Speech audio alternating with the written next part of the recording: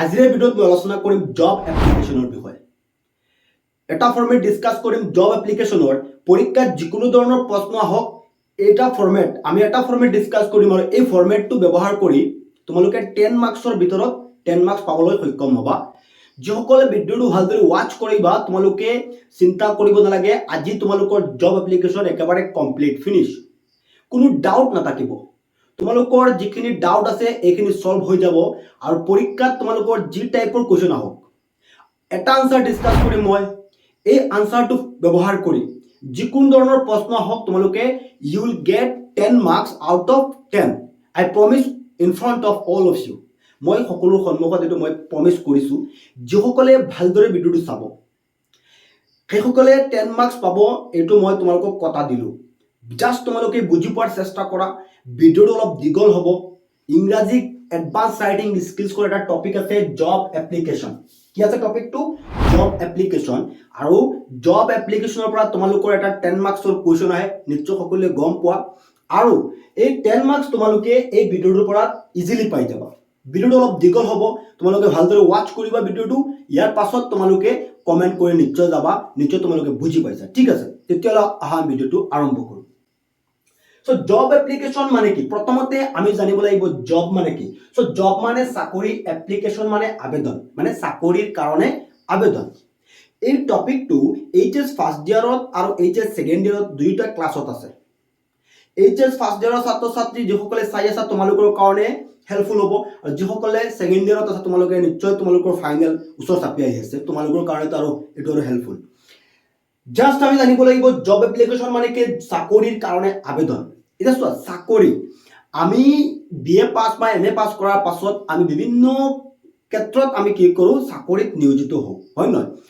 কোনোবা টিচিঙৰ লাইনত যায়, কোনোবা কোনো কোম্পানীত যায় মেনেজাৰ হয়, কোনোবা স্পৰ্টছৰ টিচাৰ হয়, কোনোবা কম্পিউটাৰ টিচাৰ হয়। আমি গোটেইখিনি ডিছকাছ কৰিম। তোমালোকৰ 2012 বৰ্ষৰ পৰা 2024 লৈকে যিকেইটা কুৱেশ্যন আহিছিল এইখিনিও সলভ হৈ যাব জব এপ্লিকেশ্যনৰ। তোমালোকৰ মনত যিবোৰ কুৱেশ্যন আছে, এইখিনিও ডাউট আছে, এইখিনিও সলভ হৈ যাব। জাষ্ট তোমালোকে ভালদৰে ৱাচ কৰা। নিশ্চয় তোমালোকে বুজি পাইছা মানে কি, জব এপ্লিকেশ্যন মানে হৈছে চাকৰিৰ কাৰণে আবেদন। তোমাক এটা টপিক দিয়া হ'ব, এই টপিকটোৰ ওপৰত তোমাক আনসাৰ লিখাৰ কাৰণে দিয়া হ'ব। এতিয়া আমি জানিব লাগিব job application, how to right A job application, আমি কেনেদৰে প্ৰস্তুত কৰিব লাগে। চ' এইটো জাষ্ট তোমালোকে মাৰ্কছ পোৱাৰ কাৰণে নহয়, তোমালোকে যেতিয়া পঢ়া শুনা কমপ্লিট কৰিবা এই ফৰ্মেটটো যদি তোমালোকে শিকি ৰখা, যিটো ফৰ্মেট মই ডিছকাছ কৰিম, এই ফৰ্মেটটো যদি তোমালোকে শিকি ৰখা তোমালোকৰ জীৱনত কামত লাগিব। যেতিয়া তোমালোকে BA পাছ কৰিবা, MA পাছ কৰিবা, যদি কোনো কোম্পানীত হওক বা কোনো স্কুলত হওক বা যিকোনো ক্ষেত্ৰত তোমালোক যদি চাকৰি কৰিবলৈ যোৱা এইটো তোমালোকৰ লাগিব, ছাৰৰ কথা তোমালোকৰ মনত পৰিব। ঠিক আছে, এতিয়া চোৱা, ইয়াত মই এবাৰ ওভাৰঅল মই কৈ দিওঁ কি ডিছকাছ কৰিম। 12 কুৱেশ্যনটোৰ আনসাৰ ডিছকাছ কৰিম। 2012ত অহা কুৱেশ্যনটোৰ আনসাৰ ডিছকাছ কৰিম। ঠিক আছে, তোমালোকে এই আনসাৰটো একেবাৰে ইজি। আনসাৰটো 2012ত অহা কুৱেশ্যনটোৰ আনসাৰ শিকাৰ পাছত তোমালোকে চোৱা, ইয়াতে 14, 15, 17, 19ত অহা আনসাৰ তোমালোকে কুৱেশ্যনটোৰ আনসাৰ লিখিব পাৰিব। চোৱা, ৰিপিট কৰিছো কুৱেশ্যনটো। 2012ত আহিছিল ইংলিছ টিচাৰ, 12ত কি আহিছিল? English teacher. ইয়াৰ পাছত চোৱা, ইয়াত তোমালোকৰ 14ত আহিছিল কি? Post of sales executive. English teacher শিকিলে তুমি সেলছ এক্সিকিউটিভৰ আনসাৰ লিখিব পাৰিবা, এইটো আমাৰ হৈ যাব। নেক্সট আমাৰ হৈ যাব sent advertise for the sports teacher, এইটো হৈ যাব। ইয়াৰ পাছত আমাৰ হ'ব কম্পিউটাৰ টিচাৰ, এইটো হৈ যাব। ইয়াৰ পাছত আমাৰ হৈ যাব লাইব্ৰেৰিয়ান হৈ যাব। ইয়াৰ পিছত আকৌ চোৱা তোমালোকৰ আহিছিল স্পৰ্টছ টিচাৰ, এইটো তোমাৰ হৈ যাব। ইয়াৰ পাছত মেথামেটিক্স টিচাৰ। যিকোনো টাইপৰ কুৱেশ্যন হওক জব এপ্লিকেশ্যনৰ তুমি ধুনীয়াকৈ আনসাৰ লিখিব পাৰিবা। আৰু মোৰ ভিডিঅ' যিসকলে চাই ষ্টাডি নিডছৰ, মই আশা কৰোঁ যদি ভালদৰে ৱাচ কৰে তেওঁলোকৰ কনসেপ্ট ক্লিয়াৰ হয়, লগতে শিকাৰ পৰীক্ষাত লিখিব পাৰে। মই ওভাৰঅল ইয়াত লিখি ৰাখিছোঁ কি কি থাকিব। ইয়াত মেথছ টিচাৰ থাকিব, manager, computer teacher, sports teacher, librarian, sales executive. এই গোটেইখিনি তোমালোকৰ পৰীক্ষাত অহা প্ৰিভিয়াছ ইয়াৰত আহিছিল। মই ওভাৰভিউ এটা দি দিলোঁ কি কি ডিছকাছ হ'ব ইয়াত। ঠিক আছে, চ' প্ৰথম আমাৰ যোনটো কুৱেশ্যন কুৱেশ্যনটো আমি চাই লওঁ। আৰম্ভ কৰাৰ আগতে মই তোমালোকক এটা ইনফৰমেশ্যন দিব বিচাৰিছোঁ।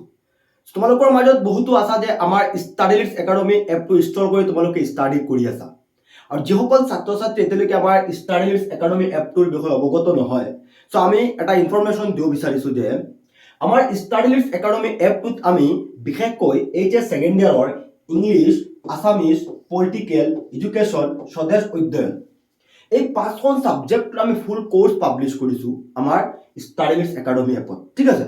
চ' আমি বিশেষকৈ এই 4খন ছাবজেক্টৰ ইংলিছ, পলিটিকেল, এডুকেশ্যন, স্বদেশ অধ্যয়ন আমি কুৱেশ্যন আনচাৰ প্ৰদান কৰি আছোঁ, ঠিক আছে। এডুকেশ্যন ছাবজেক্টখনৰ তোমালোকৰ 7 নম্বৰ যিটো চাপ্টাৰ আছে তাৰ যিবোৰ মেথছ আছে ষ্টেটিষ্টিক্সৰ এইখিনি আমি প্ৰদান কৰিছোঁ, ঠিক আছে। আৰু ইংলিছত আমি কি কৰিছোঁ, তোমালোকৰ ইংৰাজীৰ আমি লাইভ ক্লাছেছ কি live classes, recorded video' lecture, chapter wise important question answer, textual additional question answer, ফাইনেলত আহিবলগীয়া সম্ভাৱ্যপূৰ্ণ কুৱেশ্যন আনচাৰ। চ' আমি প্ৰতিটো চাপ্টাৰত ধুনীয়াকৈ এইখিনি আপলোড কৰি ৰাখিছোঁ। তোমালোকৰ লাইভ ক্লাছেছো আমি প্ৰদান কৰি আছোঁ। যিসকল ছাত্ৰ ছাত্ৰী আমাৰ কোৰ্চত জইন হৈছে, ষ্টাডি কৰি আছে, নিশ্চয় তেওঁলোকে গম পাইছে, তেওঁলোকে এই বেনিফিটটো লাভ কৰি আছে। তোমালোকৰ মাজত বহুতো ছাত্ৰ ছাত্ৰী আছে যে উপযুক্ত গাইড পোৱা নাই, উপযুক্ত তোমালোকে মেটেৰিয়েল পোৱা নাই, সেইকাৰণে তোমালোকে আজিয়েই প্লে ষ্ট'ৰৰ পৰা ষ্টাডিলিষ্ট একাডেমি এপটো ইনষ্টল কৰি লোৱা, বা এইটো ভিডিঅ'ৰ ডেছক্ৰিপশ্যনত আমি আমাৰ এপটোৰ লিংক দি দিম, তোমালোকে এপটোত জইন হ'ব পাৰিবা, বা হোৱাটছআপ গ্ৰুপৰ লিংক থাকিব। চোৱা, আমাৰ এটা হোৱাটছআপ গ্ৰুপ আছে, বহুতো ছাত্ৰ ছাত্ৰী আমাৰ হোৱাটছআপ গ্ৰুপত জইন হৈছে। তোমালোকৰ মাজত যদি কোনোবা হোৱাটছআপ গ্ৰুপত জইন হোৱা নাই, ডেছক্ৰিপশ্যনত লিংক থাকিব আমাৰ হোৱাটছআপ গ্ৰুপৰো, তোমালোকে জইন হ'ব পাৰিবা, ঠিক আছে। ইংৰাজীত চোৱা, তোমালোকৰ মাজত বহুতো ছাত্ৰ ছাত্ৰী আছে যে ইংৰাজী মুখস্থ কম হয়, কম মনত থাকে। আমাৰ যোনটো কোৰ্চ আছে ইংৰাজীৰ ফুল কোৰ্চ, তোমালোকে তাত জইন হ'লে তোমালোকে এইখিনি তোমালোকৰ যিটো অসুবিধা আছে এইখিনি সলভ হৈ যাব। তোমালোকৰ ইম্পৰ্টেণ্ট কুৱেশ্যন আনচাৰ লাগে, ধৰি লোৱা 20টা আছে, 20টাৰ আমাৰ এনেকৈ ইম্পৰ্টেণ্ট কুৱেশ্যন আনচাৰ আমি আপলোড কৰি ৰাখিছোঁ। লং কুৱেশ্যন আছে, শৰ্ট কুৱেশ্যন আছে।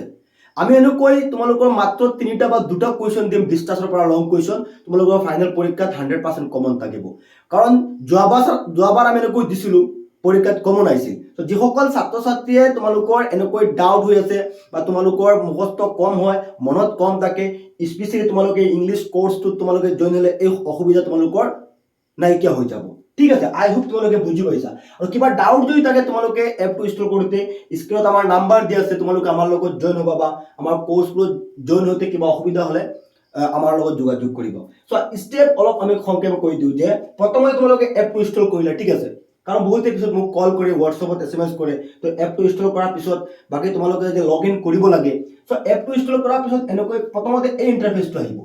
ইয়াত 2টা অপশ্যন আছে, log in with WhatsApp or use another method. তোমালোকে ইউজ আনাদাৰ মেথডত ক্লিক কৰিবা। ক'ত কৰিবা? Use another method. Okay, so' use another মেথডত ক্লিক কৰাৰ লগে লগে এনেকৈ তোমাৰ মোবাইল নম্বৰটো দেখুৱাই দিব। তোমাৰ মোবাইল যিটো নম্বৰ আছে এইটো নম্বৰটো দি দিবা। ইয়াত নাম্বাৰ 2, ষ্টেপ নাম্বাৰ 2, এইটো আছে আমাৰ ষ্টেপ নাম্বাৰ 1। নাম্বাৰটো দিয়াৰ পাছত এটা OTP আহি যাব। OTPটো তুমি অট'মেটিক হৈ যাব, নহ'লে অট'মেটিক তোমাৰ মোবাইলত আহিব, OTPটো তুমি ফিল কৰি দিবা। নেক্সটত তুমি ক্লিক কৰিবা। ভুলতে তুমি ইয়াত এক্সপ্ল'ৰ এজ এ গেষ্ট নকৰিবা, এইটো ভুলতে নকৰিবা। এইটোত কৰিলে তোমাৰ কি হৈ যাব, কোৰ্চখিনি নেদেখুৱাব তাত, ঠিক আছে। ইয়াৰ পাছত এই ইণ্টাৰফেচটো আহিব 3 নম্বৰত। ইয়াত চোৱা, হৰ শ্ৰীবাস্তৱ, ইয়াত তোমাৰ নাম লিখি দিবা। ধৰি লওক তোমাৰ নাম ৰাহুল, ইয়াত ৰাহুল লিখি দিবা, ঠিক আছে। নেক্সট তোমাৰ ইমেইল আইডিটো দিব নালাগে। ৰাহুল লিখি ইয়াত তুমি ক্লিক কৰি দিবা। ইয়াত ক্লিক কৰি দিবা, লেটছ গেট ষ্টাৰ্টেডত ক্লিক কৰি দিবা। চ' লেটছ গেট ষ্টাৰ্টেডত ক্লিক কৰাৰ পাছত এই ইণ্টাৰফেচটো আহিব। ইয়াত তুমি HS ছেকেণ্ড ইয়াৰত ক্লিক কৰিবা। ইয়াত মই তোমালোকক 2টা কথা কওঁ, HS ছেকেণ্ড ইয়াৰত ক্লিক কৰিলে তোমাৰ ফুল কোৰ্চ আহিব। আৰু নৱেম্বৰ মাহত আমি মডেল কুৱেশ্যন পেপাৰ পাব্লিছ কৰিম, নৱেম্বৰ মাহৰ মাজভাগত, ঠিক আছে।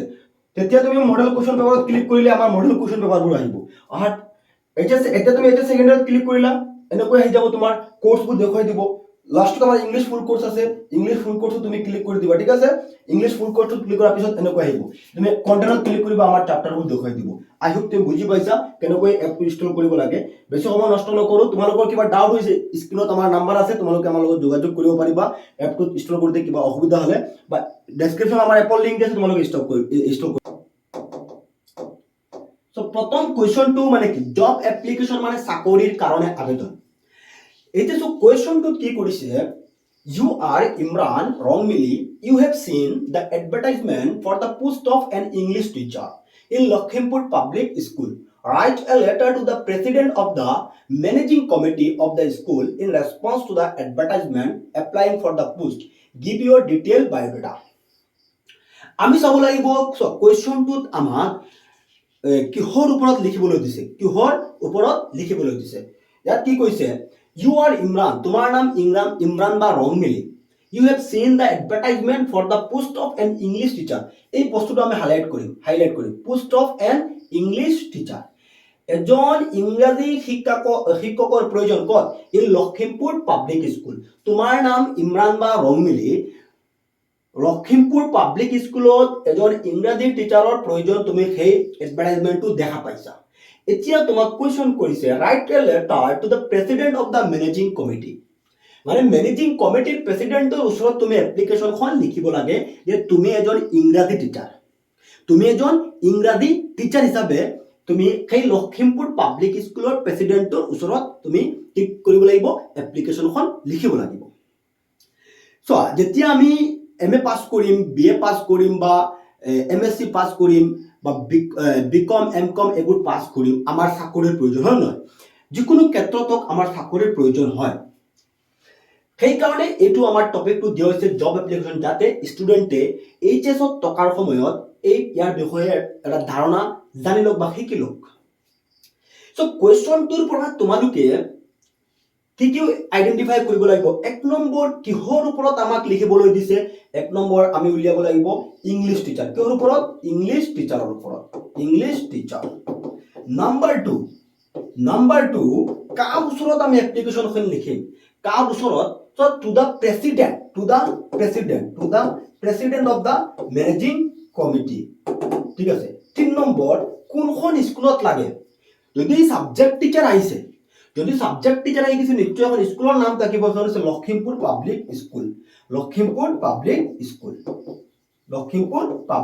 স্কুল সো আমি এই তিনিটা কথা বিশেষকৈ কোৱেশ্যনটোৰ পৰা উলিয়াব লাগিব প্ৰথম হৈছে যে আমাক কিহৰ ওপৰত লিখিবলৈ দিয়া হৈছে আমি পাইছো ইংলিছ টিচাৰ ইয়াৰ পাছত কাৰ ওচৰত লিখিম সো ইয়াত কোৱেশ্যনটোত মেনশ্যন থাকিব মানে 90% কোৱেশ্যনত মেনশ্যন থাকে যে তুমি এপ্লিকেশ্যনখন কাৰ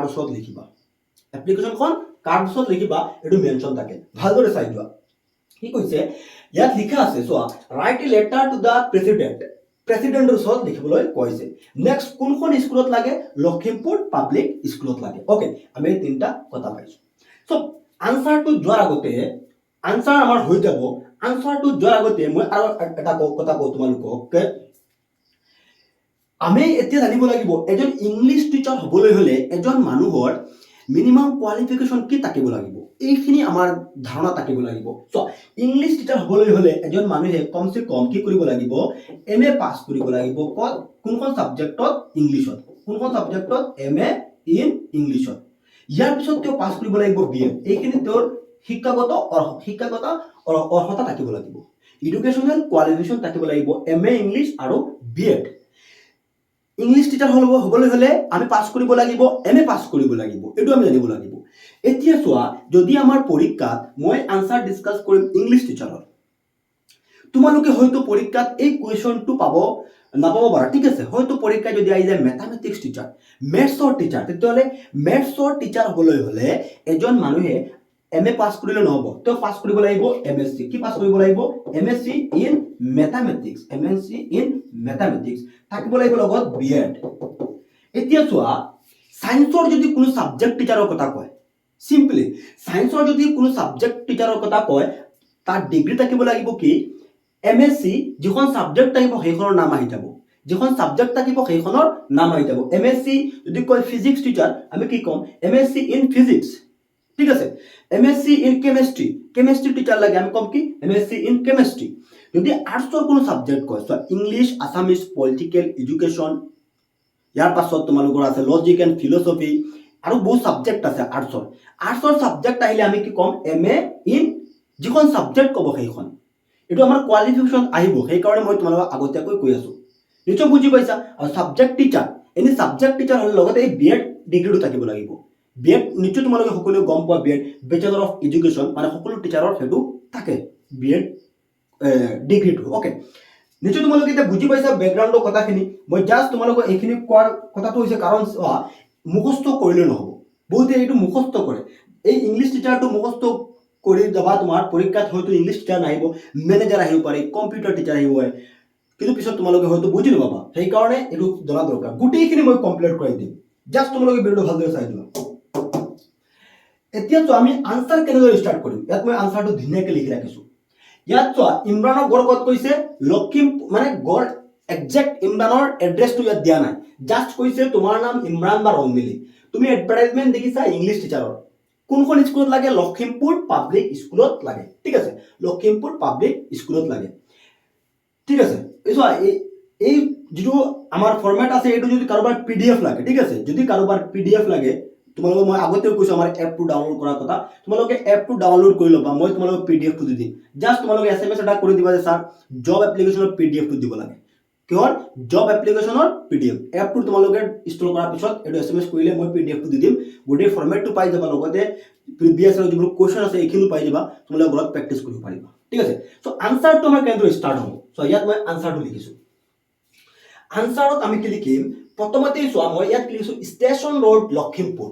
কি লিখিছো ষ্টেচন ৰোড লখিমপুৰ তোমালোকে হয়তো কোৱেশ্চন কৰিবা স্যাৰ এই কোৱেশ্চনটোত আমাৰ কোনো ধৰণৰ ষ্টেচন ৰোড নাছিল মানে ইয়াত আমি কিয় লিখিছো মানে জব এপ্লিকেশন লিখাৰ ফৰমেটটো হৈছে প্ৰথমতেই আমি সেন্ডাৰ এড্ৰেছ দিব লাগিব যিজন মানুহে এপ্লিকেশনখন লিখিছে সেন্ডাৰ যিজন থাকিব তাৰ এড্ৰেছটো দিব লাগিব ইয়াত আমি এড্ৰেছটো কি দিছো ষ্টেচন ৰোড লখিমপুৰ লখিমপুৰ কিয় দিছো লখিমপুৰ দিয়াৰ কাৰণটো হৈছে যে ইমৰানে ক'ত দেখা পাইছে এডভাৰটাইজমেণ্টখন লখিমপুৰ পাব্লিক স্কুলত আমি ধৰি লৈছো তাৰ ঘৰ ক'ত লখিমপুৰত আমি ধৰি লৈছো তাৰ ঘৰ ক'ত লখিমপুৰত এতিয়া যদি ইয়াত যদি এনেকৈ আহিলেতেন কুৱেশ্যনত you are Imran oblique Rongmili a resident of Nalbari যদি কি আহিলেতেন বুজিলো ভালকে এ ৰেচিডেণ্ট অফ নলবাৰী এনেকৈ যদি আহি গ'লেহেঁতেন মানে তোমাৰ নাম ইমৰান বা ৰংমিলি তুমি নলবাৰীৰ এজন বাসিন্দা তুমি লখিমপুৰ পাব্লিক স্কুলত এটা এডভাৰটাইজমেণ্ট দেখা পাইছা মানে তোমাৰ ঘৰ ক'ত নলবাৰীত এডভাৰটাইজমেণ্টটো ক'ত দেখা পাইছা লখিমপুৰ পাব্লিক স্কুলত মানে টিচাৰ লাগে ক'ত লখিমপুৰ পাব্লিক স্কুলত কিন্তু তেতিয়া আমি ইয়াত কি লিখিলোহেঁতেন ষ্টেচন ৰোড নলবাৰী আই হোপ তোমালোকে বুজি পাইছে এইটো কেনেদৰে আমি লিখিব লাগে তেতিয়া আমি ইয়াত কি লিখিলোহেঁতেন ষ্টেচন ৰোড মানে ইমৰানৰ ঠিকনাটো ষ্টেচন ৰোড নলবাৰী যেহেতু আমাৰ কুৱেশ্যনটোত ইমৰানৰ একজেক্ট এড্ৰেছটো দিয়া নাই ঠিকনাটো মেনশ্যন কৰা নাই আৰু লখিমপুৰত লাগে সেইকাৰণে আমি লখিমপুৰ ইয়াত দি দিলো ওকে নিশ্চয় বুজি পাইছা যদি কুৱেশ্যনত তোমাৰ হুজাই থাকে আমি কি লিখিম ষ্টেচন ৰোড হুজাই ঠিক আছে আৰু কুৱেশ্যনত মেনশ্যন নাথাকিলে তাৰ এড্ৰেছ তোমালোকে যিকোনো এখন ডিষ্ট্ৰিক্টৰ নাম দিবা লগতে ইয়াত আমি লখিমপুৰ লিখিছো লখিমপুৰ নিলিখি নলবাৰী লিখিলো আমি পাৰিলোহেঁতেন লখিমপুৰত লাগে কি লাগে টিচাৰ লাগে নলবাৰীৰ মানুহ হ'ব পাৰে অসুবিধা নাই নলবাৰীৰ পৰা লখিমপুৰ গৈ টিচিং কৰিব পাৰে ঠিক আছে জাষ্ট তুমি এইটো মিলাই লিখি ল'বা যে ষ্টেচন ৰোড লখিমপুৰ কিবা ডাউট হৈছে তোমালোকে মোক কমেণ্ট কৰা এছএমএছ কৰা মই তোমালোকক বুজাই দিয়াৰ চেষ্টা কৰিম ওকে ডেটটো চোৱা 20 মে 2024 আৰু তোমালোকে কি কৰিবা এই যিটো ডেট আছে তোমাৰ যিটো যিদিনাখন পৰীক্ষা হ'ব এক্সামৰ ডেটটো ইয়াত দিলে হ'ব এই ডেটটো অলপ চাবা 20 তাৰিখত তুমি এপ্লিকেশ্যনখন লিখি আছা আমাৰ ইয়াত ডেট দুটা থাকিব তলত চোৱা এটা ডেট আছে মই কৈ আছো ইয়াৰ লগত তাৰ মানে ডিফাৰেণ্টটো কৈ আছো ওকে জাষ্ট বুজি লোৱা এইটো নিশ্চয় বুজি পালা তোমালোকে নেক্সট আমি কি লিখিম 2 কাৰ ওচৰত লিখিবা এইখিনি লিখাৰ পিছত কাৰ ওচৰত লিখিবা টু দ্য প্ৰেচিডেণ্ট কাৰ ওচৰত লিখিবা কুৱেশ্যনটোত আমাৰ কি আছিল প্ৰেচিডেণ্ট আছিল আমি যে উলিয়াইছিলো মই তোমালোকক প্ৰথমতে কৈছিলো যে কাৰ ওচৰত লিখিবা প্ৰেচিডেণ্ট সেইকাৰণে ইয়াত 2 লিখি কমা এটা দি চাবা এইটো অলপ এইটো সাইডত থাকিব এইখিনি এনেকৈ মিল থাকিব সো মই কেনেকৈ লিখিছো ফৰমেটটো ধুনীয়া হ'ব লাগিব মানে এক্সামিনাৰ চাব তোমাৰ লিখাৰ ধৰণটো ষ্টাইলটো তুমি ষ্টাইলটো জানা নেকি লিখাৰ সেইটো তোমাক ভালদৰে চাব ঠিক আছে to the president managing committee কোৱেশ্যনটো দিয়া আছিল কি মেনেজিং কমিটি দিয়া আছিল মানে প্ৰেচিডেণ্ট কিহৰ থাকে মেনেজিং কমিটি চোৱা two the president of the managing committee ঠিক আছে আমি কি লিখিছো মেনেজিং কমিটি ঠিক আছে to the president managing committee Lakhimpur public school Lakhimpur ইয়াত তোমালোকে কমা দিবা ঠিক আছে ইয়াত কমা দিবা ফুল ষ্টপ হৈ গ'ল ইয়াত কমা দিবা okay two the president managing committee Lakhimpur public school Lakhimpur okay ইয়াত চোৱা আমি কি লিখিছো two the president managing committee ইয়াত কি আহিছে স্কুলখনৰ নাম কি আহিছে স্কুলখনৰ নাম এতিয়া যদি লখিমপুৰ পাব্লিক স্কুলৰ টিচাৰ নালাগে যদি লাগিলেহেঁতেন নগাঁও হায়াৰ ছেকেণ্ডাৰী আমি ইয়াত কি লিখিলোহেঁতেন নগাঁও হায়াৰ ছেকেণ্ডাৰী ঠিক আছে চাবা তোমাৰ কুৱেশ্যনটোত কোনখন স্কুলৰ নাম দিছে যদি আহি গৈছে হুজাই কলেজ আমি হুজাই কলেজ লিখিব লাগিব নলবাৰী হায়াৰ ছেকেণ্ডাৰী আমি নলবাৰী হায়াৰ ছেকেণ্ডাৰী লিখিম কুৱেশ্যনত যিখন স্কুলৰ নাম থাকিব সেইখনৰ স্কুলৰ নাম লিখিব লাগিব আৰু যদি কুৱেশ্যনত কোনো স্কুলৰ নাম নাথাকে কিছুমানে মোক কুৱেশ্যন কৰিছিলা স্কুলৰ নাম নাথাকিলে আমি কি লিখিম XYZ স্কুল লিখি দিম আমি ঠিক আছে XYZ স্কুল যদি ইন কেছ কুৱেশ্যনত যদি স্কুলৰ বা কলেজৰ নাম নাথাকে ওকে বুজি পালা to the president managing committee 3 number আমাৰ কি আহিব স্কুলখনৰ নাম next subject application for the post of English teacher যিখন সাবজেক্ট টিচাৰৰ কাৰণে আহিব আমি ইয়াত এনেকৈ লিখিম application for the post of English teacher পৰীক্ষাত মেথছৰ টিচাৰ হলে আমি কি লিখিম application for the post of mathematics teacher application for the post of mathematics teacher political science or teacher application for the post of political science teacher manager আহিছে manager application for the post of manager sales executive application for the post of sales executive নিশ্চয় বুজি পালা next আমাৰ কি আহিব respected sir লিখি কমা দিবা so ইয়াত অলপ গ্যাপ দিছো মই অলপ বুজি লোৱা অলপ গ্যাপ দিছো ইয়াত আকৌ অলপ গ্যাপ দিবা তোমালোকে একে মানে এটা পিছত আনটো লিখিব অলপ গ্যাপ দিবা সাবজেক্ট লিখি অলপ গ্যাপ দিবা ঠিক আছে এইটো তোমাৰ এইটো লিখাৰ ফৰম্যাট জব এপ্লিকেশন লিখাৰ ফৰম্যাট ৰেসপেক্টেড স্যাৰ লিখি with reference to the advertisement published in the Assam Tribune dated 10th May 2024 I want to apply for the post of English teacher in your school এই কৈছা মই ৰেফাৰেন্সটো কৰ পৰা পাইছো যে আপোনাৰ স্কুলত যে এজন কি লাগে ইংৰাজী টিচাৰ লাগে মই আসাম ট্ৰিবিউনৰ এডভাৰটাইজমেন্ট এটা পাইছিলো কেতিয়া 10th May 2024 এই ডেটটো চাই লোৱা এডভাৰটাইজমেন্ট বিজ্ঞাপন এডভাৰটাইজমেন্টটো দেখা পাইছা কেতিয়া 10 মে দেখা পাইছা তুমি লিখিছা 20 মে লিখিছা এপ্লিকেশনখন ঠিক আছে এই ডেটটোৰ লগত চোৱা এতিয়া যদি তুমি কোৱা 20 তাৰিখত কোনো এখন এপ্লিকেশন লিখি আছা 20 মে আৰু যদি কোৱা মই এডভাৰটাইজমেন্টটো 25 মে দেখা পাইছো তেতিয়ালে হ'ব নেকি নহব ভুল হৈ যাব 20 তাৰিখত লিখিছা কৈছা তুমি 10 তাৰিখত দেখা পাইছা তোমাৰ যদি ফাইনেল পৰীক্ষা ফেব্ৰুৱাৰী মাহত হয় কোন মাহত ফেব্ৰুৱাৰী মাহত তুমি 2025 ৰ ফেব্ৰুৱাৰী আমি ইয়াত কি লিখিম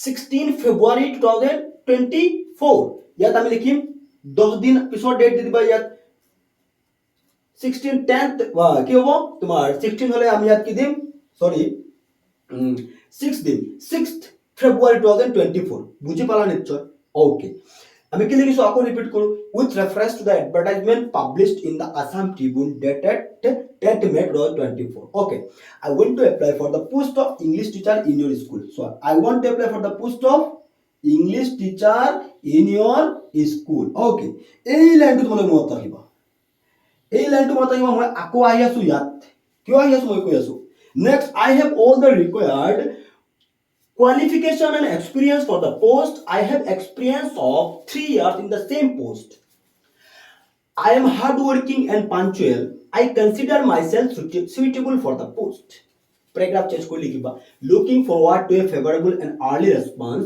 if given a chance I assure that I will work with utmost sincerity and dedication your faithfully named Imran Hussain jo naam asil khetu ami yat likhibo okay এতিয়া চোৱা ইয়াৰ অৰ্থ কি মোৰ এই ইংলিছ টিচাৰৰ কাৰণে যিখিনি কোৱালিফিকেশনৰ প্ৰয়োজন যিখিনি শিক্ষাগত অৰ্হতাৰ প্ৰয়োজন গোটেইখিনি মোৰ আছে I have experience of 3 years in the same post এই পোষ্টটোত মোৰ 3 বছৰ এক্সপিৰিয়েন্স আছে I am hard working and punctual মই এজন হাৰ্ড ৱৰ্কিং মানুহ বা candidate I consider myself suitable for the post মই নিজকে পদটোৰ কাৰণে সুইটেবল বুলি ভাবো Looking forward to a favorable and early response. If given a chance, I assure that I will work with utmost sincerity and dedication. মানে এতিয়া মই আপোনাৰ পৰা ভাল ৰেসপন্স বিচাৰিছো যদি আপুনি চান্স দিয়ে আপোনাৰ স্কুলত কাম কৰা তেতিয়ালে মই কি কৰিম সিনসিয়াৰিটি হৈ কাম কৰিম মানে ভালকে মই কাম কৰিম আপোনাৰ স্কুলত হেতু কৈছা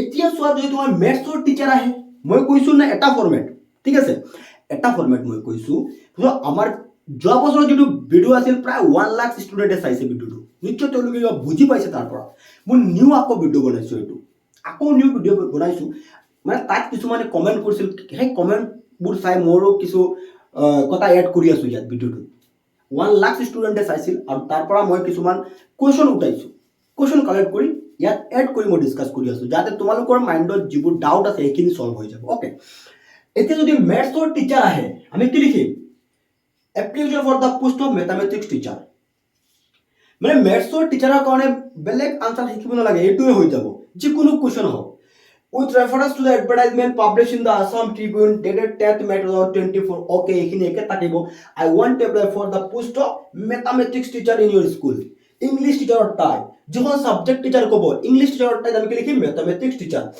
এই যেটো মই বক্স বনাই লিখি ৰাখিছো তোমালোকে আকৌ পৰীক্ষাত বক্স নবনাবা ঠিক আছে মই জাস্ট তোমালোকক বুজাৰ কাৰণে কৈছো বক্সৰ ভিতৰত সোমাই লৈছো মেথছৰ টিচাৰ আহিছে post of mathematics teacher in your school okay এইখিনি একে থাকিব ফিজিক্সৰ টিচাৰ আহিছে post of physics teacher in your school okay আই হেভৰ পৰা বুজি লোৱা আই হেভৰ পৰা একেবাৰে লাষ্ট লৈকে একে থাকিব কোন ধৰণৰ চেঞ্জেছ নহয় মানে ইংলিশ টিচাৰে কৈছে যে মোৰ 3 বছৰ এক্সপেৰিয়েন্স আছে মেথছৰ টিচাৰে ক'ব পাৰিব পলিটিকেল সায়েন্সৰ টিচাৰে ক'ব পাৰিব এডুকেশ্যনৰ টিচাৰে ক'ব পাৰিব মই হাৰ্ড ওয়াৰ্কিং যিকোনো টিচাৰে ক'ব পাৰিব মেনেজাৰে ক'ব পাৰিব ওকে এই প্যাৰাগ্ৰাফটো একে থাকিব কোনো চেঞ্জেছ নাই জাস্ট ইয়োৰ ফেইথফুলি নাম যিটো থাকিব যদি আমাৰ কোৱেশ্যনত ইমৰান আছে আমি ইমৰান লিখিছো যদি কোনো কোৱেশ্যনত অমল থাকে অমল নেম অমল আহিব আকৌ অমল থাকিলে ইমৰান লিখিবা ইমৰান থাকিলে অমল লিখিবা ভুল হৈ যাব ঠিক আছে জাস্ট তুমি কোৱেশ্যনটো চাবা এই ক্যান্ডিডেটটোৰ নাম কি দিয়া আছে মানে তোমাৰ নাম আৰু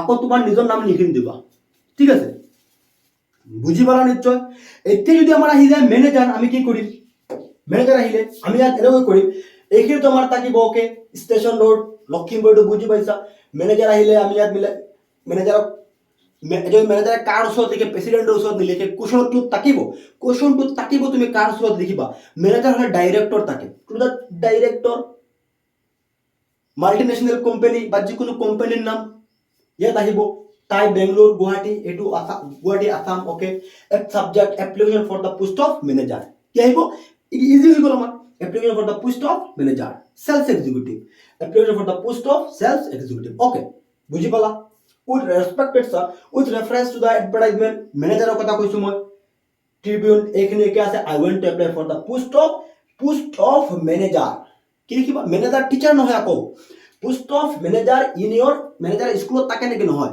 ইন ইয়োৰ কোম্পানী ক'ত থাকে মেনেজাৰ কোম্পানীত থাকে বুজি পালা মেনেজাৰ আকৌ মই কৈ আছো I want to apply for the post of manager মেনেজাৰৰ কাৰণে আহিলে পোষ্ট অফ মেনেজাৰ ক'ত থাকে কোম্পানীত থাকে post of manager in your company okay এই গ'ল এইখিনি আমাৰ সো আমি ইংলিশ টিচাৰ শিকিছিলো মেনেজাৰ আহিছে আমি লিখিব পাৰিছো হয় নহয় okay I have all the required qualification এইখিনি একে থাকিব মেনেজাৰৰ কাৰণে সো মেনেজাৰে কৈছে মোৰ পোষ্টৰ কাৰণে এক্সপেৰিয়েন্স আছে 3 বছৰ সেম পোষ্টত মই 3 বছৰ কাম কৰিছো মই এজন হাৰ্ড ওয়াৰ্কিং পাঞ্চুৱেল মানুহ মই নিজকে সুটেবল ভাবো এই কথাখিনি এই যিখিনি কথা মেনেজাৰে ক'ব পাৰিব সেলস এক্সিকিউটিভ ক'ব পাৰিব কম্পিউটাৰ টিচাৰে ক'ব পাৰিব ওকে নিশ্চয় বুজি পাইছা ইয়োৰ ফেইথফুলি ইমৰান নাম যিটো থাকিব সেইটো আহি যাব নিশ্চয় বুজি পাইছা কত চেঞ্জ হ'ব লাগে এপ্লিকেশন আই হোপ ইয়াত তোমালোকৰ কোনো ধৰণৰ ডাউট নাই যদি ইন কেস কিবা তুমি বুজি পোৱা নাই ইয়াত মোক তোমালোকে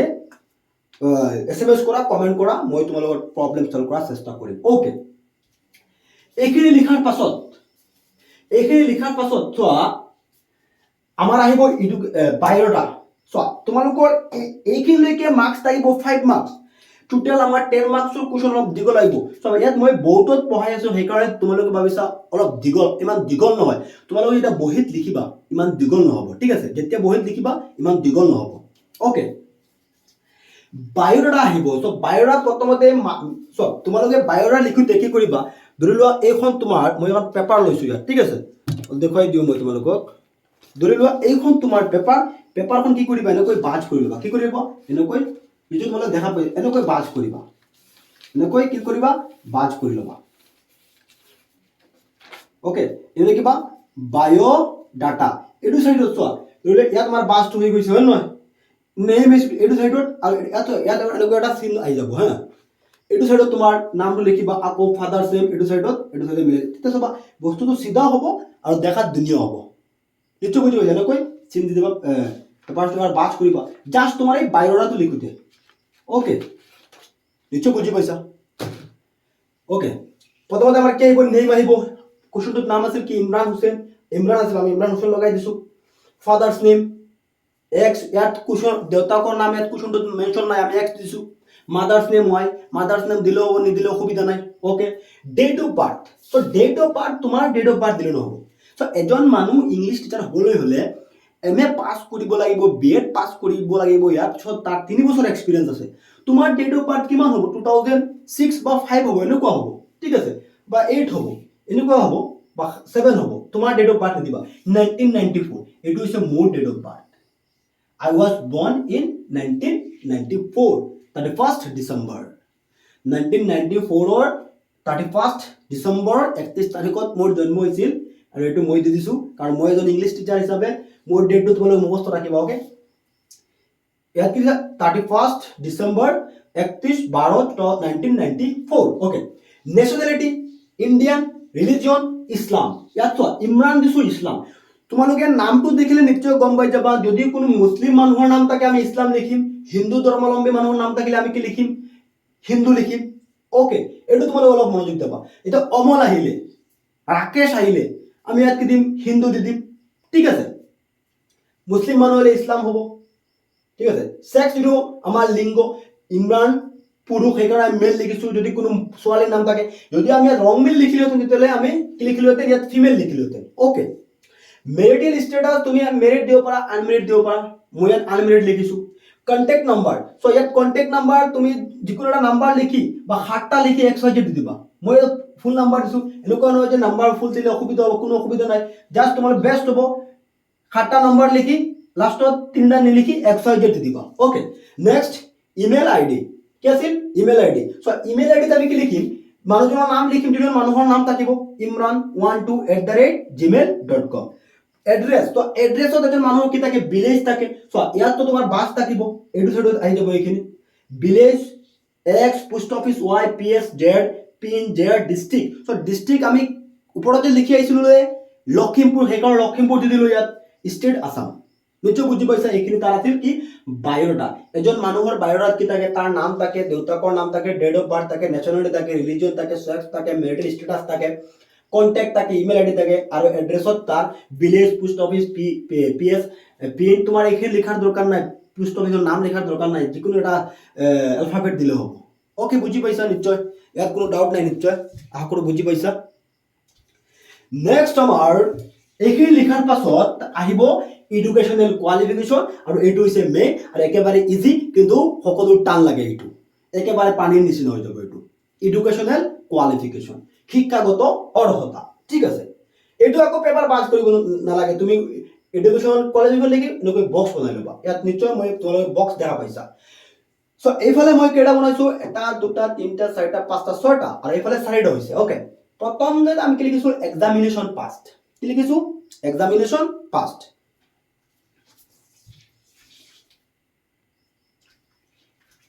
চ' এডুকেশ্যনেল কোৱালিফিকেশ্যন প্ৰথমে কি লিখিম, educational examination passed, board oblique university, year of passing, percentage of marks. So' examination passed, এজন মানুহ ইংলিছ টিচাৰ হ'বলৈ হ'লে প্ৰথমতে HSLC, ইয়াৰ পাছত HS, ইয়াৰ পাছত BA। এইটো চাই লোৱা, এই বক্স দুটা তোমালোকৰ বহুত দৰকাৰী, এই দুটাৰ কাৰণে বহুতৰ পাজল লাগি যায়, ঠিক আছে। চ' ইংলিছ টিচাৰ হ'বলৈ হ'লে প্ৰথমতে আমি মেট্ৰিক ফেইল কৰিলে আমাৰ টিচাৰ হ'ব পাৰিম নেকি, নহয়। HSLC পাছ কৰিব লাগিব, HS পাছ কৰিব লাগিব, ইয়াৰ পাছত ইংলিছ টিচাৰে BA পাছ কৰিব, ব্ৰেকেটত ছাবজেক্ট ইংলিছ, ইয়াৰ পাছত MA পাছ কৰিব, ব্ৰেকেটত ছাবজেক্ট ইংলিছ। যদি আহি যায় তোমাৰ এতিয়া মেথামেটিক্স টিচাৰ, মেথছৰ টিচাৰ। চ' মেথছৰ টিচাৰ হ'বলৈ হ'লে আমি MA নহয়, BA নহয়, BSc, BEd টাইপ কি আহিব, BSc। এইখিনি আমি পিছত ডিছকাছ কৰি আছোঁ, কোৱালিফিকেশ্যনখিনি, ঠিক আছে, পিছত ডিছকাছ কৰি আছোঁ। বেলেগ টপিক, বেলেগ যদি তোমাৰ কিবা মেথছ টিচাৰ হওক, মেনেজাৰ হওক, গোটেইখিনি পিছত ডিছকাছ কৰি আছোঁ। কি আহিছিল, BA ইংলিছ, MA ইংলিছ, আৰু শেষত আমাৰ আহিব BEd। এইটো মই আগতে কৈছোঁ, BEdৰ মিনিং হৈছে বেচেলাৰ অফ এডুকেশ্যন। হৈ গ'ল। বোৰ্ড অব্লিক ইউনিভাৰ্চিটিত প্ৰথমতে HSLC কোনটো বোৰ্ডৰ পৰা পাছ কৰে? সেবা। HS কৰ পৰা? আসাম হায়াৰ ছেকেণ্ডাৰী, এইটো যিটো বোৰ্ড আছে এইটো। ইংলিছ BA পাছ কৰিছে, ইয়াত তুমি যিকোনো ইউনিভাৰ্চিটিৰ নাম, মই পুনে ইউনিভাৰ্চিটি লিখি দিছো যেহেতু মই পুনে ইউনিভাৰ্চিটিৰ পৰা পঢ়িছিলো, ঠিক আছে। সৰি মই MA পাছ কৰিছিলো পুনে ইউনিভাৰ্চিটি, BA আমাৰ গুৱাহাটী ইউনিভাৰ্চিটিৰ আণ্ডাৰে পঢ়িছিলো, ঠিক আছে। BA পাছ কৰিছো, ইয়াত পুনে ইউনিভাৰ্চিটি দিছে, অসুবিধা নাই, BA Pune university, okay. Year of passing কোন বছৰত তুমি মেট্ৰিক পাছ হোৱা? HSLC সেৱা 2010 চনত মেট্ৰিক পাছ কৰিছিলো, ঠিক আছে। ইয়াৰ পাছত HS কেতিয়া পাছ কৰিছিল? 2012, HS 2012। BA কেতিয়া পাছ কৰিছিল? 12 যদি HS পাছ কৰে, 15ত কি পাছ কৰিছে? BA পাছ কৰিছে। BA পাছ কৰাৰ পাছত 2 বছৰৰ পাছত MA পাছ কৰিব পাৰে, আকৌ MA পাছ কৰাৰ 2 বছৰৰ পাছত BEd পাছ কৰিব পাৰে। আকৌ কৈছো HSLC 10ত পাছ কৰিছে, HSLC ৰ পাছত 2 বছৰ লাগে আমাৰ হেৰি পাছ কৰোতে, তোমাৰ HS পাছ কৰোতে। HS ৰ পাছত 3 বছৰ লাগে আমাৰ ডিগ্ৰী 15, ঠিক আছে। এতিয়া ইয়াৰ পিছত BA ৰ পাছত আমাৰ 2 বছৰ লাগে MA পাছ কৰোতে, তাৰ পিছত 19। নেক্সট আমাৰ percentage of marks 70%, HSLC HS ত 75, ইয়াৰ পাছত BA 65, ইয়াৰ পিছত MA 80%, ইয়াৰ পিছত BEd 65%, ওকে। এইখিনি আছে আমাৰ এডুকেশনাল কোৱালিফিকেশন। এতিয়া যদি তোমাৰ মেথছৰ টিচাৰ আহে, জাস্ট আমি ইয়াত কি লিখিম? BSc ব্ৰেকেটত মেথামেটিক্স বা মেথছ শৰ্ট ফৰ্মত লিখি দিবা, MA ৰ জায়গা টাইট MSc ব্ৰেকেটত কি দিব? মেথছ। এই গোটেইখিনি একে থাকিব, নিশ্চয় বুজি পাইছা। যদি তোমাৰ আহি যায় physics teacher, BEd tight BSc ব্ৰেকেটত physics, MA tight MSc ব্ৰেকেটত কি আহিব? ফিজিক্স। যদি আহি যায় মেনেজাৰ, বহুতৰ কোৱেশ্চন আছে, মেনেজাৰ আহিলে আমি কি লিখিম? মেনেজাৰ আহিলে কি লিখিবা? মই ইয়াত ধুনীয়াকৈ লিখি ৰাখিছো, এইখিনি বুজাই দি আছো। চোৱা, মেনেজাৰৰ কাৰণে BEd type BBA, MA type MBA, এইখিনি আমি এইটো আনসাৰ কমপ্লিট কৰিলো। আমি কোৱালিফিকেশন আহি যাম, নিশ্চয় এইখিনিতো বুজি পাইছা ইংলিছ টিচাৰটো, ওকে। নেক্সট আমাৰ অলপ বাকি আছে এই আনসাৰটোৰ। এক্সপিৰিয়েন্স, তোমাৰ কি এক্সপিৰিয়েন্স আছে? ইয়াত কি লিখিছা? work 3 years as an English teacher at XYZ HS school, মানে তুমি 3 বছৰ কাম কৰিছা। সো ইয়াত 3 ইয়াৰ্স ক'ব লাগিব, কাৰণ আমি ওপৰত কৈ আছো যে মোৰ 3 বছৰ এক্সপিৰিয়েন্স আছে, ওকে। ল্যাঙ্গুৱেজ নোন, কি ভাষা জানা? Hindi, English and Assamese. Hobbies, তোমাৰ কি হবি আছে? কি কৰি ভাল পোৱা? Reading, writing and playing. Next declaration লিখিবা, declaration I, hereby confirm that the information above is true to best of my knowledge, মানে ডিক্লেৰেশন তুমি যে ওপৰত যিখিনি মই ইনফৰমেশন দিছো গোটেইখিনি ট্ৰু, সঁচা, ওকে। নিশ্চয় বুজি পাইছা। আমাৰ এই ইংলিছ টিচাৰৰ আনসাৰটো ইয়াত আমাৰ কমপ্লিট হৈ গ'ল। কি হৈ গ'ল? কমপ্লিট হৈ গ'ল, ঠিক আছে। মই প্ৰথমে অলপ কৈ আছো, কিন্তু ভিডিওটো কমপ্লিট হোৱা নাই, বাকি আছে আমাৰ বহুত। এইখিনি আমি জানিব লাগিব। যদি ইংলিছ টিচাৰ নাহি, যদি মেথছৰ টিচাৰ আহে, মেনেজাৰ আহে, কম্পিউটাৰ টিচাৰ আহে, স্পৰ্টছ টিচাৰ আহে, লাইব্ৰেৰিয়ান আহে, চেলছ এক্সিকিউটিভ আহে, আমি কেনেকৈ লিখিব লাগিব আমি ডিছকাছ কৰিম এতিয়া, ঠিক আছে। আমাৰ ইংলিছ টিচাৰৰ আনসাৰটো কিয় মই বাৰে বাৰে কৈ আছো, ইয়াত শেষ। আকৌ তুমি ইংলিছ টিচাৰৰ লগত এইখিনি লিখি নিদিবা, এইখিনি মই তোমালোকক ইয়াৰ ৰিলেটেড বুজাই দিয়াৰ কাৰণে লিখিছো। এতিয়া চোৱা, যদি তোমাৰ ইংলিছ টিচাৰ নাহি, যদি আহি যায় মেথামেটিক্স টিচাৰ, আমি কি লিখিম? চোৱা, ইয়াত মই কেনেকৈ লিখিছো? ইংলিছ টিচাৰত BEd টাইট আমি কি, মেথছ টিচাৰ আহিলে BEd টাইট আমি কি লিখিম? BSc ব্ৰেকেটত maths, MA tight MSc ব্ৰেকেটত maths. এতিয়া চোৱা, এইখিনি তোমালোকে কেনেদৰে পঢ়িবা মনত ৰাখিবা, ঠিক আছে, চাই লোৱা। ইয়াত আমি কি লিখিছো? ইংলিছ টিচাৰৰ কাৰণে আমি BA লিখিছো, BA ব্ৰেকেটত English, MA ব্ৰেকেটত English, BA ব্ৰেকেটত English, MA ব্ৰেকেটত English. ইয়াত আমাৰ কি কোৱালিফিকেশন আমাৰ লিখা আছে। মেথছৰ টিচাৰ আহে BEd টাইট, তাত কি লিখা আছিল? BA টাইট আমি কি লিখিম? BSc ব্ৰেকেটত maths, MA tight MSc ব্ৰেকেটত maths, okay. বুজি পাইছা নিশ্চয়, কিবা ডাউট হলে কবা। মেনেজাৰ যদি আহে, manager BEd tight BBA, BA tight কি আহিব? BBA, MA tight MBA, MA tight যদি আহি যায় মেনেজাৰ। এতিয়া চোৱা, আমাৰ যদি আহি যায় মেনেজাৰ, আমিতো কোৱালিফিকেশন লিখিব লাগিব। ওপৰখিনিতো নিশ্চয় বুজি পাইছা ক'ত চেঞ্জ হ'ব লাগে। ওপৰখিনি মেনেজাৰ আহি গৈছে, ওপৰত আমি আকৌ এবাৰ ডিসকাস কৰি লম। মেনেজাৰ যদি আহি যায়, মেনেজাৰ আহিলে এইখিনিতো মিলাই লিখিবা, টু দা ডাইৰেক্টৰ, এইখিনি লিখা subject application for the post of manager, okay.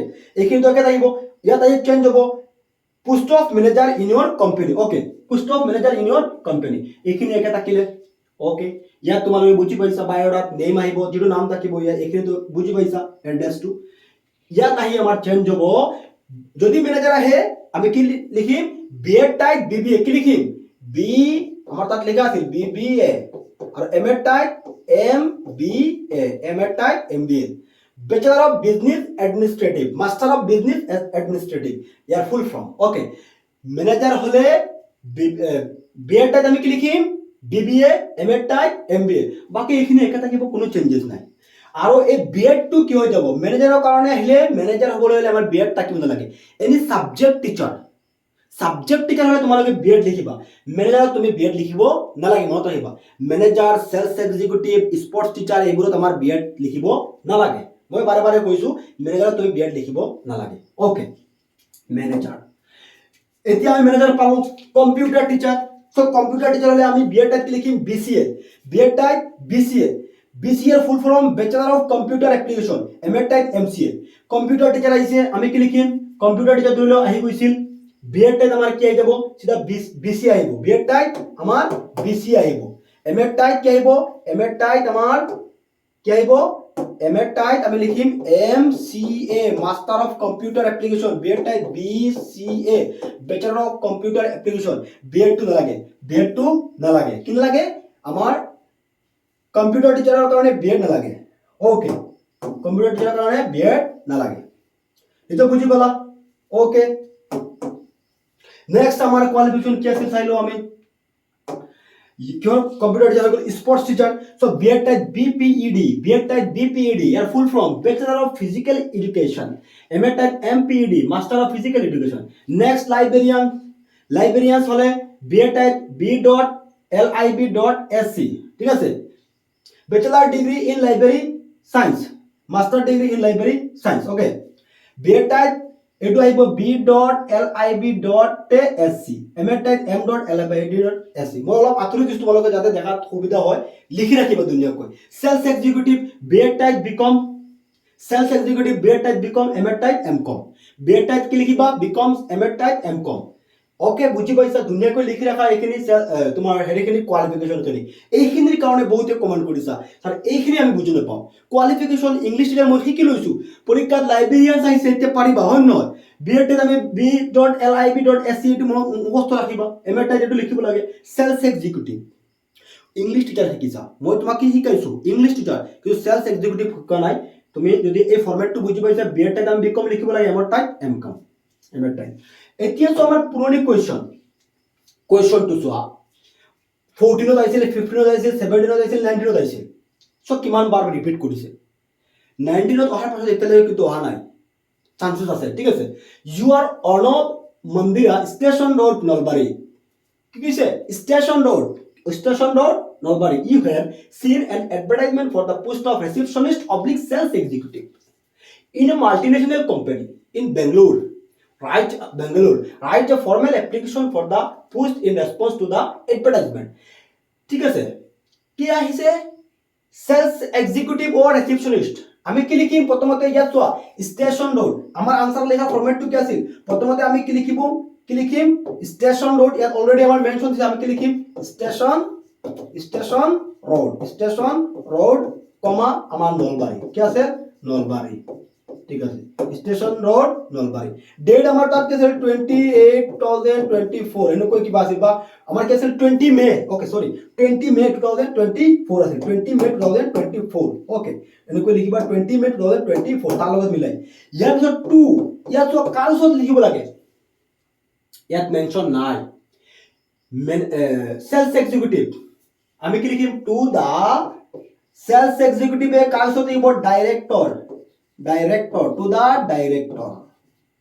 to the director multinational company Bangalore multinational company yes so in a multinational company মানে বেংগলোৰৰ এখন মাল্টিনেশনাল কোম্পানী কৈছে ইয়াত কোম্পানীৰ নাম নাই আমি কি লিখিম XYZ multinational company XYZ multinational company full sentence লিখিবা to the director XYZ multinational company Bangalore okay হৈ গল ইয়াত আমাৰ আৰু স্কুলৰ নাম নাহে সাবজেক্ট আমি কি লিখিম applicable for the post of sales executive বা যদি দুটো একলগত নাহে রিসেপশনিস্ট ওকে বুঝি পাইছা নিশ্চয় মই একাও মিলাই কৈ আছো সেলস এক্সিকিউটিভ আহিলে আমাৰ প্ৰথমতে আমি কি কৰিম ইয়া চাই লোৱা সেলস এক্সিকিউটিভ কৈ মই ওপৰৰ পৰা কৈ দিছো আমাৰ কোৱেশ্চনটো আছে Nalbari station road Nalbari date এটো থাকিলে to the director XYZ multinational company Bangalore হৈ গল ইয়াত আমাৰ স্কুলৰ নাম নালাগে subject application for the post of sales executive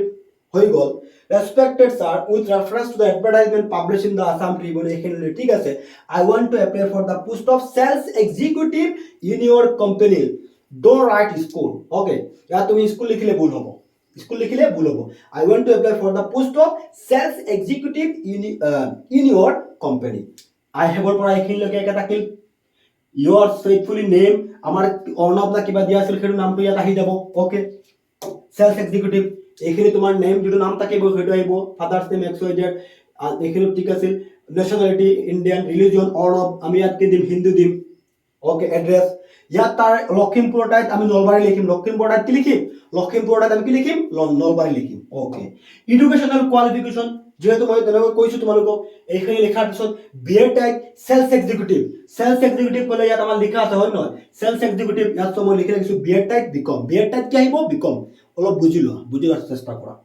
যদি বুজি পাইছা কমেন্ট কৰি যাবা ঠিক আছে কমেন্ট কৰিবা বুজি পাইছো বুলি কবা ঠিক আছে বহুতে ফিডবেক নিদিয়ে ফিডবেক দিবা যে স্যার হয় বুজি পাইছো নেক্সট তেতিয়াহলে আমি নেক্সট আৰু ভিডিও তোমালোক বনাওতে আমাৰো হেৰি হ'ব মোটিভেট হ'ম আমিও ঠিক আছে যদি বুজি পাইছো কবা স্যার ঠিক আছে বুজি পাইছো বিএড টাইপ আমি কি লিখিম বিকম এমএড টাইপ এমকম লিখিম এমএড টাইপ কি লিখিম এমকম লিখিম BEd type BCom MEd type MCom sales executive হবে সেলস এক্সিকিউটিভ বা রিসেপশনিস্ট একেই সেলস এক্সিকিউটিভ ওকে নেক্সট আমি কি লিখিম এখানে আমার হয়ে গেল experience work 3 years as a sales executive ইয়াত ইংলিশ টিচার লিখিলে ভুল হ'ব work 3 years as a sales executive at XYZ company not school at XYZ company language then একা থাকিব হবি জায়গা থাকিব কোনো চেঞ্জেস নাই এতিয়া তোমাৰ সেলস এক্সিকিউটিভ আইছে এক্সপিৰিয়েন্সত কি লিখিবা আকৌ কৈছো work 3 years as a sales executive as an নহয় সেলসৰ আগত ইংলিশৰ আগত আমি এন লিখিছো সেলসৰ আগত আমি কি লিখিম এ লিখিম work 3 years as a sales executive at XYZ company okay sales executive আমাৰ হৈ গল লাইব্ৰেৰিয়ান নিচে বুঝি পাইছা লাইব্ৰেৰিয়ান হৈ গল এতিয়া তো আমাৰ এটো আনসাৰ হৈ গল নিচে বুঝি পাইছা নেক্সট আমাৰ কোশ্চন কি আছিল 2020 আইছিল ইউ আর রেখা রমেশ বরপেটা তোমার গড়কত of Barpeta you have seen an advertisement for the post of sports টিচাৰৰ কাৰণে আইছিল ইন লখিমপুৰ হাই স্কুলত স্পোৰ্টস টিচাৰ লাগে লখিমপুৰ হাই স্কুলত কি লাগে স্পোৰ্টসৰ টিচাৰ লাগে স্পোৰ্টস টিচাৰ হবলৈ গলে আমাৰ এই কোৱালিফিকেশনটো জনা দৰকাৰ স্পোৰ্টস টিচাৰ তো মই লিখি ৰাখিছো BEd type BPEd sports teacher MEd type MPEd তেতিয়াহলে আমি কি লিখিম এইখিনি তো বুজি পাইছা মই অলপ বেকত যাও কি কৈছে বৰপেটা তাত কি লিখা আছে Barpeta station road Barpeta date এটো থাকিব টু দা কি লিখা আছিল তাত স্পোৰ্টস টিচাৰত কাৰ ওচৰত লিখিব লাগে সরি অলপ দীঘল হ'ব ঠিক আছে মই অলপ চাই লও কি আছিল ইয়াত 2 number 3 in write a letter to the president কাৰ ওচৰত প্ৰেসিডেন্ট ওচৰত আমি কি লিখিম to the president managing committee क्या सिर्फ Lakhimpur high school subject application for the post of sports teacher क्या से स्पोर्ट्स टीचर এইখিনি আমাৰ আকে থাকিলে কোয়ালিফিকেশন যেতিয়া আমি আহিম কোয়ালিফিকেশনত এইখিনি আমি লিখি আমি জাস্ট ইয়াত চেঞ্জ কৰি দিম বিএড টাইপ আমি কি লিখিম বিপিইডি এমএড টাইপ এমপিইডি কোয়ালিফিকেশন মত রাখিবা ঠিক আছে নহলে নহব জাস্ট কোয়ালিফিকেশন ভালদৰে মত ৰাখিবা আমাৰ হৈ গল স্পোৰ্টস টিচাৰ নেক্সট আমাৰ কি আছিল you are Nabanil Nabanita you have seen an advertisement for the post of computer assistant in a local post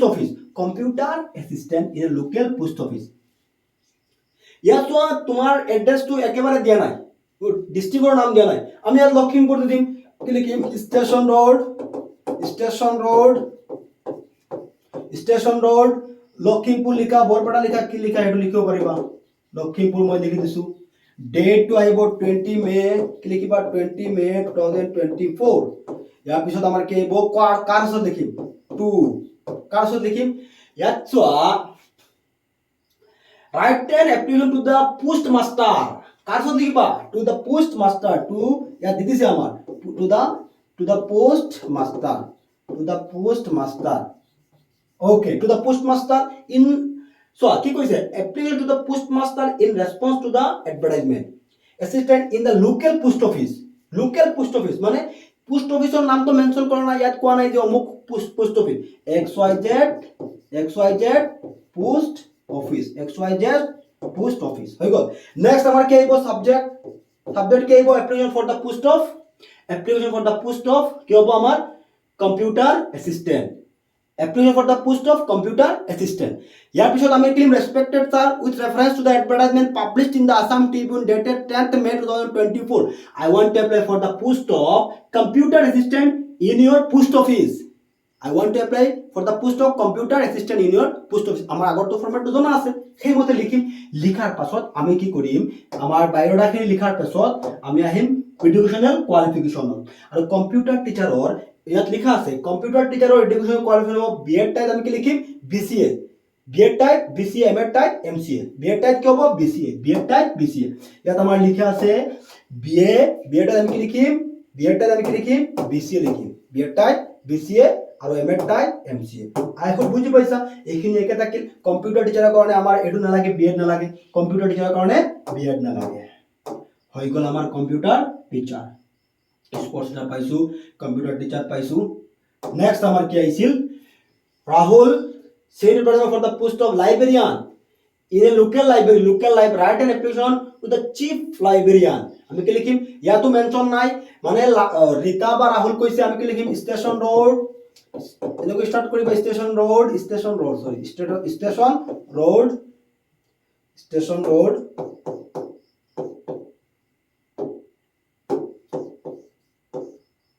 road ঠিক আছে বৰপেটা মোবাইল দি দিবা এটো লখিমপুৰ ঠিক আছে স্টেশন ডেট 20 মে 2024 ওকে কার্স লিখবা টু দা দিস ইজ আমার কার্স লিখবা ideal application to the chief librarian to the আমি কি লিখিম to the chief librarian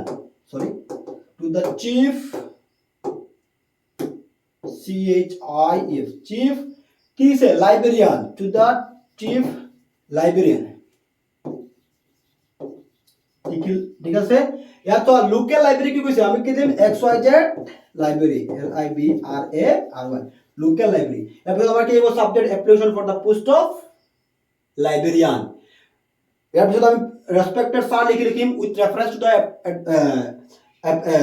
advertisement published in the Assam Tribune dated 10th May 2024 I want to apply for the post of কি লিখিম librarian in your library কত লাগে লাইব্রেরিত লাগে ঠিক আছে এটা বুঝি পাইছা নেক্সট আইছিল আমাৰ স্পোৰ্টস টিচাৰ বহুত বাৰ আইছিল 2023 তো আইছিল next so mathematics teacher so ম্যাথছৰ টিচাৰ নিচে মই আগতে কৈ দিছো তোমালোকক কোনখন স্কুলত লাগে গুৱাহাটী পূব গুৱাহাটী স্কুলত এটা তোমালোকে নিচে ট্ৰাই কৰিবা নিচে বুজি পাইছা ম্যাথছ টিচার সো আই হোপ তোমালোকে বুজি পাইছা জব এপ্লিকেশন যদি কিবা ডাউট হৈছে তোমালোকে আকৌ ভিডিওটো এবাৰ ৰিপিট কৰি চাবা আৰু যদি বুজি পোৱা নাই কিবা ডাউট থাকে তোমালোকে মোক কমেন্ট কৰি জনাবা I will try to solve your problem ঠিক আছে আই হোপ যদি ভালকে চাইছা নিশ্চয় বুজি পাইছা তোমালোকে কি কৰিবা যিসকলে পিডিএফ টোৰ প্ৰয়োজন তোমালোকে হেৰি কৰি দিবা SMS কৰি দিবা এপটো ইনষ্টল কৰি তোমালোকে মোক জাস্ট SMS কৰিবা স্যাৰ সো এপত চ্যাট আছে চ্যাটত তোমালোকে ক্লিক কৰি দিবা স্যাৰ ফৰম্যাটটো জাস্ট গোটেই ক্লাছৰ PDF টো মই দি দিম ঠিক আছে গোটেই PDF টো পাই গলে তোমালোকে কি কৰিবা তাৰ পৰা ফৰম্যাটটো পাই যাবা কোশ্চেনখিনি পাবা তোমালোকে প্ৰ্যাকটিস কৰিবা আই হোপ তোমালোকে বুজি পাইছা আৰু কিবা ডাউট থাকিলে তোমালোকে মোক সুধিবা আৰু যদি চ্যানেলটো নতুন আহিছা তোমালোকে এতিয়ালৈকে আমাৰ চ্যানেলটো সাবস্ক্ৰাইব কৰা নাই তোমালোকে চ্যানেলটো সাবস্ক্ৰাইব কৰি দিবা কাৰণ ভিডিওটো বহুত কষ্ট হৈছে বনাওতে বহুত গৰম লাগি আছে জাস্ট তোমালোকৰ কাৰণে okay thank you for watching